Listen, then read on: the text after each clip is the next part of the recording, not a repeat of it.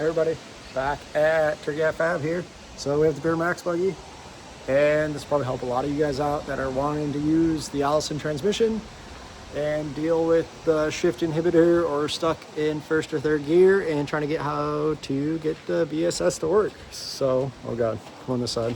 You can see this thing's tall, huge, it's cool. Do a walk around after I show you. So, we were having the same issues on the buggy of the VSS not being happy and trying to figure out how to do a tone ring with, say, an SCS, like what we got here. We have a mated SCS to a Magnum, right?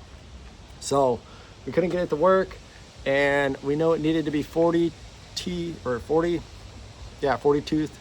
tone ring, and we tried that and it wasn't working because the SCS is no longer a 1-to-1 in high range, is what it is pretty much, right? So we're like trying to figure out how to get it to work. We tried logging in EFI Live and changing it in there, but it was locked due to the tuner and all that loveliness. So we started thinking about it. We're like, well, what if we just multiply 40 teeth times, in our case it was 1.46, that's what high range is now, 1.46 to 1 at the T case.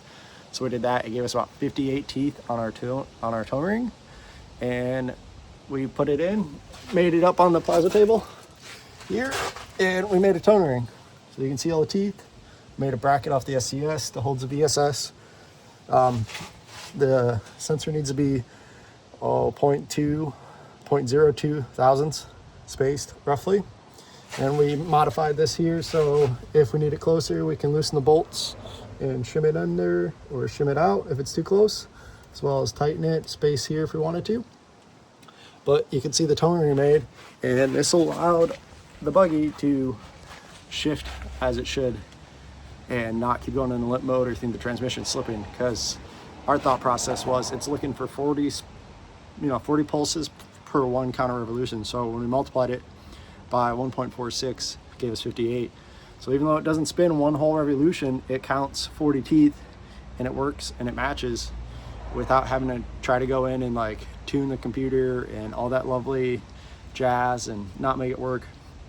But then for low range, because we have the Magnum in there, right there, Magnum's still 272, so we can still put it in low range and it'll still shift through all the gears like we wanted to and everything else. This was a huge headache for us to figure out for a while. It took a day or 2 or 3, and talking to a lot of people, and shout out to some of the mega truck guys down south that helped us figure it out with like at least how to mount a tone ring or where to put it type thing.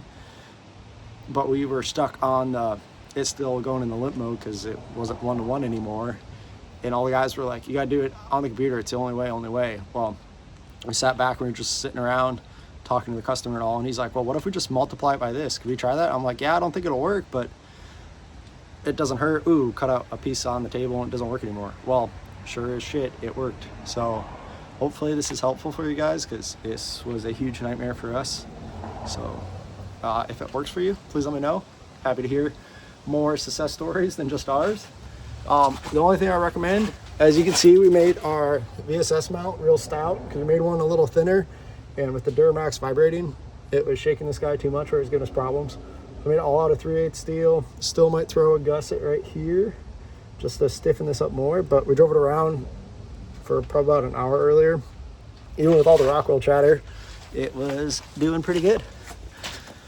So hopefully that helps you guys, because it's not a fun headache to try to figure out, that's for sure. Thanks.